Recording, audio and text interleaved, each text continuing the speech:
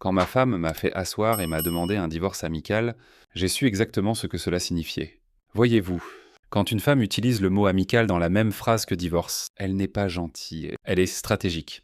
Elle veut vous garder comme filet de sécurité pendant qu'elle explore ses options. Toute la conversation était répétée. Elle avait cet air préoccupé sur le visage, parlant de comment nous nous étions éloignés et comment elle avait besoin d'espace pour se trouver elle-même.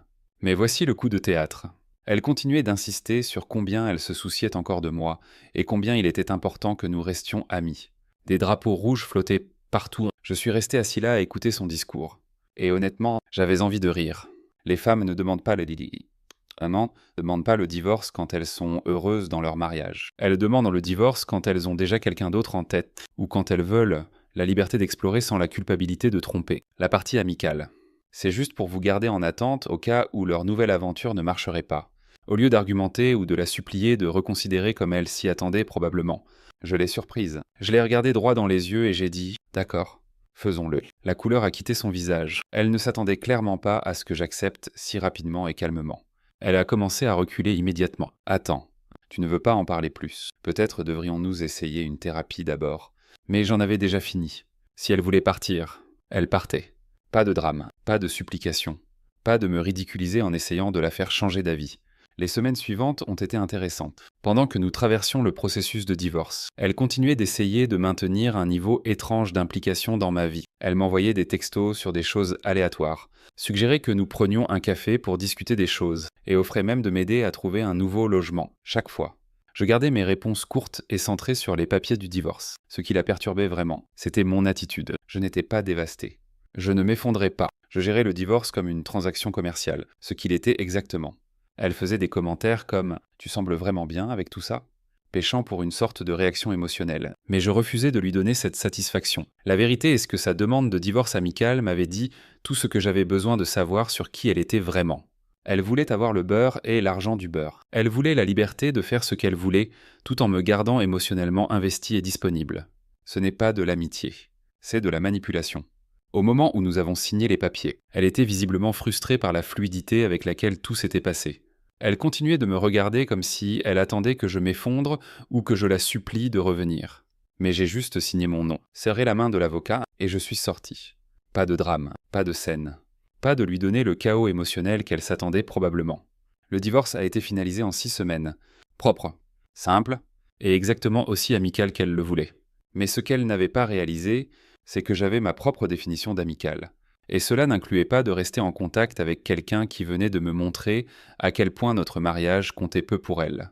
2 semaines après que le divorce a été finalisé, j'ai décidé de vraiment avancer dans ma vie. Pendant que mon ex-femme était occupée à poster des mises à jour cryptiques sur les réseaux sociaux sur de nouveaux débuts, et se trouvait elle-même, j'étais concentré sur quelque chose de beaucoup plus concret. Il y avait cette femme qui faisait partie de notre cercle social depuis des années. Elle était l'une des amies de mon ex-femme, mais nous avions toujours eu de bonnes conversations chaque fois que nous étions au même rassemblement, pendant le mariage. J'avais remarqué qu'elle prêtait attention à des choses que ma femme n'avait jamais faites. Elle se souvenait de détails sur mon travail, posait des questions réfléchies, et écouter réellement les réponses. Je l'ai contactée environ 1 semaine après que tout soit réglé. Rien de dramatique. Juste un simple texto demandant si elle voulait prendre un café et rattraper le temps perdu. Sa réponse est arrivée en quelques minutes, et elle semblait vraiment excitée d'avoir de mes nouvelles. Quand nous nous sommes rencontrés, la conversation a coulé naturellement. Elle m'a demandé comment je gérais tout ça, et je lui ai dit la vérité. J'allais bien, mieux que bien, en fait. Elle a hoché la tête comme si elle comprenait complètement, puis a dit quelque chose qui a attiré mon attention. Honnêtement, j'ai toujours pensé que tu méritais mieux. Elle ne semblait jamais apprécier ce qu'elle avait. Ce commentaire est resté suspendu dans l'air un moment. Voici quelqu'un qui avait observé mon mariage de l'extérieur, et elle avait vu ce avec quoi j'avais affaire. Elle a continué à expliquer comment elle avait remarqué la façon dont mon ex-femme me rejetait dans les conversations, ou comment elle flirtait avec d'autres gars au fait pendant que j'étais juste là. Nous avons commencé à nous rencontrer régulièrement après ça. Les cafés se sont transformés en dîners, et les dîners en longues conversations qui duraient jusque tard dans la soirée. Elle était tout ce que mon ex-femme n'était pas, attentive, authentique, et réellement intéressée à construire quelque chose de vrai au lieu de juste prendre. Pendant ce temps, mon téléphone continuait de vibrer avec des messages de mon ex-femme. Elle m'envoyait des textos aléatoires tout au long de la journée. « Comment vas-tu ? J'ai vu quelque chose qui m'a rappelé toi. Nous devrions nous rattraper bientôt. Chaque message était clairement conçu pour maintenir une sorte de connexion vivante. Je gardais mes réponses minimales, des réponses en un mot, de longs délais entre les replis et absolument aucun encouragement pour qu'elle continue à me contacter. Mais elle persistait, apparemment convaincue que notre divorce amical signifiait que nous allions encore être des copains. Le contraste était frappant. Me voilà, ayant de vraies conversations avec quelqu'un qui valorisait réellement ma compagnie, pendant que mon ex-femme essayait de maintenir une sorte de pseudo-relation par texto. Elle suggérait de nous rencontrer pour déjeuner pour parler en amis. Mais je voyais clair dans son jeu, après environ 3 semaines de ça. La femme que je voyais a soulevé quelque chose d'intéressant. Elle a mentionné que mon ex-femme avait demandé à des amis communs ce que je faisais, et avec qui je passais du temps. Apparemment, elle était frustrée que je ne partage plus de détails sur ma vie avec elle. C'est là que j'ai réalisé qu'elle commençait à paniquer. Le divorce amical était censé me garder accessible pendant qu'elle faisait ce qu'elle voulait. Mais au lieu de rester assis à attendre ses miettes d'attention, je construisais quelque chose de vrai avec quelqu'un qui voulait vraiment être là. La femme que je voyais comprenait complètement la situation, elle avait observé le comportement de mon ex-femme pendant le mariage, et elle n'était surprise par rien de tout ça. Elle a aussi clairement indiqué qu'elle n'avait aucune intention de cacher notre connexion par une loyauté mal placée envers mon ex-femme. À la fin du mois, nous avions développé quelque chose d'authentique. Elle était intelligente, drôle et rafraîchissante de franchise sur ce qu'elle voulait. Quand j'étais avec elle, je me rappelais ce que c'était que d'être avec quelqu'un qui choisissait vraiment d'être là. Pas quelqu'un qui me gardait juste comme plan de secours. À la 5e semaine après mon divorce, les choses avec elle étaient devenues sérieuses. Nous ne sortions plus juste occasionnellement. Nous construisions quelque chose de vrai. Elle avait pratiquement emménagé chez moi. Et honnêtement, ça ressemblait plus à un foyer que ma maison ne l'avait fait depuis des années avec mon ex-femme. La différence était comme le jour et la nuit. Elle cuisinait le dîner sans qu'on le lui demande, se souvenait de choses que j'avais mentionnées en passant, et montrait réellement de l'intérêt pour ma journée au-delà du niveau superficiel. Quand je rentrais à la maison, elle était excitée de me voir. Non parce qu'elle avait besoin de quelque chose, mais parce qu'elle aimait vraiment ma compagnie. Nous avons décidé qu'il était temps d'arrêter d'être discrets sur notre relation. Pourquoi devrions-nous nous cacher alors que nous ne faisions rien de mal ? J'étais divorcé. Elle était célibataire. Et nous étions tous les deux des adultes faisant des choix sur nos propres vies. La première apparition publique a été dans un restaurant local où nous savions que nous allions croiser des gens de notre cercle social. Elle était incroyable. Et plus important encore, elle semblait heureuse d'être là avec moi. Nous nous tenions la main en entrant, nous nous asseyions près pendant le dîner, et nous agissions comme le couple que nous étions devenus. Les nouvelles se sont propagées rapidement. Le lendemain, je recevais des appels et des messages de amis communs. La plupart étaient soutien. Mais quelques-uns semblaient mal à l'aise avec la situation. Apparemment, mon ex-femme avait dit aux gens que nous étions encore en train de régler les choses et de maintenir une amitié. C'est là que j'ai appris quelque chose d'intéressant, par l'intermédiaire d'un de nos amis communs. J'ai découvert que mon ex-femme avait été occupée pendant notre mois de séparation. Elle avait été vue avec au moins 3 gars différents, y compris un qui avait tourné autour pendant la dernière année de notre mariage. Tant pis pour se trouver elle-même. La chronologie faisait maintenant parfaitement sens. Elle voulait un divorce amical, pour pouvoir explorer ses options sans la culpabilité de tromper, tout en me gardant disponible au cas où aucun de ses prospects ne marcherait. Classique d'avoir le beurre et l'argent du beurre. Quand ma nouvelle petite amie a entendu ça, elle a juste secoué la tête et ri. J'aurais pu te dire que c'est ce qu'elle faisait. Elle était toujours comme ça. Elle voulait l'attention de tous les gars, mais ne voulait jamais s'engager avec aucun d'eux. Ce qui m'a le plus frappé, c'était à quel point cette relation se sentait différente. Avec mon ex-femme, j'avais toujours eu l'impression de compétir pour son attention et son affection. Avec cette femme, je me sentais choisi. Elle rendait clair qu'elle voulait être avec moi. Non parce que j'étais pratique, mais parce qu'elle valorisait réellement ce que nous avions ensemble. Nous avons commencé à apparaître ensemble à plus d'événements sociaux. Elle me présentait fièrement aux gens qu'elle connaissait. Et je faisais de même. Il n'y avait pas de malaise, pas d'hésitation. Et définitivement pas d'excuses pour notre relation. Les messages de mon ex-femme sont devenus plus fréquents et plus directs. Elle posait des questions directes sur ce que je faisais et avec qui je passais du temps, quand je ne fournissais pas de détails. Elle a essayé différents angles. J'ai entendu que tu étais dans ce nouveau restaurant en centre-ville. Comment c'était ? Évidemment en train de pêcher des informations. Je maintenais ma politique de réponse minimale, mais je pouvais voir qu'elle devenait frustrée. Le divorce amical ne se déroulait pas comme elle l'avait prévu. Au lieu que je reste assis à attendre son attention, je construisais une vie qui ne l'incluait pas du tout. La femme avec qui j'étais comprenait complètement le jeu. Elle avait observé le comportement de mon ex-femme pendant des années, et elle n'était pas intimidée par la situation. Au contraire. Elle semblait amusée par la panique évidente de mon ex-femme à propos de perdre le contrôle du récit. À la fin de cette semaine, il était clair pour tout le monde dans notre cercle social que nous étions ensemble. Plus de spéculations, plus de questions. Nous étions un couple. Nous étions heureux. Et nous ne nous cachions de personne. surtout pas de mon ex-femme. Le moment de vérité est arrivé à une fête d'anniversaire pour un de nos amis communs. Je savais que mon ex-femme serait là, mais je n'allais pas changer mes plans ou cacher ma relation à cause de son malaise. Ma petite amie et moi sommes entrés ensemble, et j'ai pu sentir les regards sur nous immédiatement. Mon ex-femme était de l'autre côté de la pièce quand nous sommes arrivés. À la seconde où elle nous a vus, son visage a passé par environ 5 expressions différentes en succession rapide. Choc, colère, confusion, et enfin, ce faux sourire qu'elle portait quand elle complotait quelque chose. Nous avons fait le tour, disant bonjour aux amis et nous amusant. Ma petite amie était confiante et naturelle, engageant des conversations et riant sincèrement. Elle ne faisait pas de spectacle ou n'essayait pas de mettre quiconque mal à l'aise. Elle était juste elle-même. Mais mon ex-femme ne pouvait pas laisser tomber. Elle trouvait constamment des excuses pour passer près de nous, planer près de nos conversations, et s'insérer dans des discussions de groupe auxquelles nous participions. Chaque fois. Je l'accueillais d'un signe de tête poli et continuais ce que je faisais. Environ 1 heure après le début de la fête, elle a fait son mouvement. Elle s'est approchée de nous pendant que nous parlions à un autre couple et a immédiatement essayé de dominer la conversation. Elle a commencé à raconter une longue histoire sur le travail, clairement en essayant d'attirer l'attention et de rappeler à tout le monde qu'elle existait. Ma petite amie a géré ça parfaitement. Elle a écouté poliment, fait des commentaires appropriés et n'a donné à mon ex-femme aucune munition avec laquelle travailler. Mais je pouvais voir ce qui se passait. Mon ex-femme testait la dynamique, essayant de comprendre où elle se situait dans cette nouvelle réalité. Puis sont venus les commentaires passifs-agressifs. « C'est si agréable de vous voir tous les deux ici ensemble », a-t-elle dit avec ce ton sirupeux et doux qu'elle utilisait quand elle était fausse. « Vous avez l'air vraiment heureux ». La façon dont elle l'a dit rendait clair qu'elle pensait que notre bonheur était en quelque sorte temporaire ou inapproprié. J'ai répondu avec une politesse égale mais zéro chaleur. « Merci, nous le sommes. » Courte, directe, et n'offrant aucune ouverture pour une conversation supplémentaire. Tout au long de la soirée, elle continuait de revenir vers nous. Elle rejoignait des conversations que nous avions, riait un peu trop fort aux choses que d'autres disaient, et généralement se faisait le centre d'attention chaque fois que possible.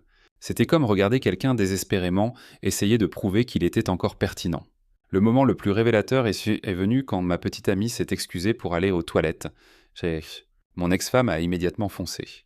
Clairement en pensant que c'était sa chance pour une conversation privée. Donc c'est intéressant, a-t-elle dit, essayant de sonner décontractée mais échouant complètement. Je ne m'attendais pas à vous voir tous les deux ici ensemble. Je l'ai regardé directement et gardé ma voix stable. Pourquoi ne serions-nous pas ici ensemble? Nous sortons ensemble. Elle semblait déconcertée par ma franchise. Je pensais juste que peut-être tu me donnerais un avertissement ou quelque chose. Tu sais, puisque nous avons convenu de rester amis. C'est là que j'ai réalisé qu'elle pensait encore avoir un certain droit de regard sur ma vie. Je n'ai pas besoin de te donner des mises à jour sur qui je fréquente. Nous sommes divorcés. Souviens-toi, avant qu'elle puisse répondre, ma petite amie est revenue et a rejoint la conversation en douceur. L'expression de mon ex-femme a changé à nouveau. Cette fois en frustration à peine dissimulée, elle s'attendait à une sorte de dynamique triangulaire maladroite, mais au lieu de ça, elle était clairement la 5e roue du carrosse dans cette situation. Le reste de la soirée a suivi le même schéma. Mon ex-femme planait, essayait de s'insérer, et généralement rendait évident qu'elle était mal à l'aise avec la nouvelle réalité.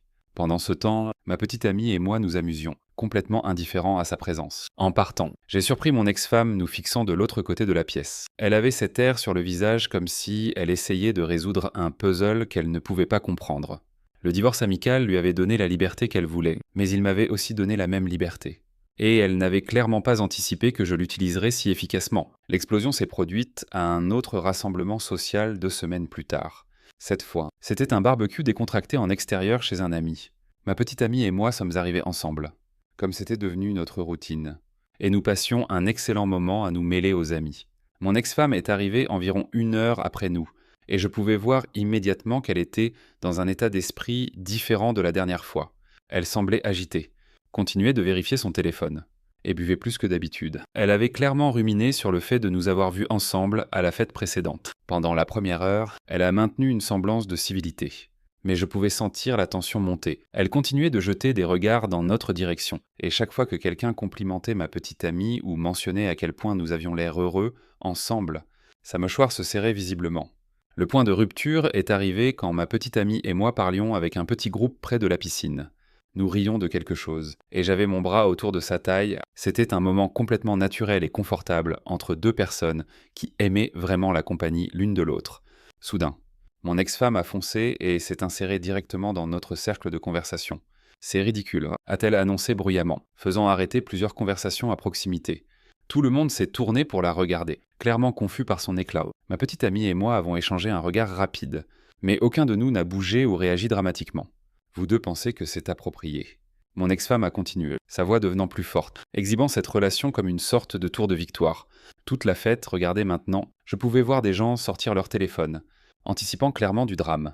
Mais j'ai gardé ma voix calme et stable. Qu'est-ce qui est exactement inapproprié dans le fait que deux adultes célibataires sortent ensemble? Ai-je demandé? La regardant directement dans les yeux, cette question semblait briser toute retenue qu'elle avait encore. Célibataire. Nous venons juste de divorcer.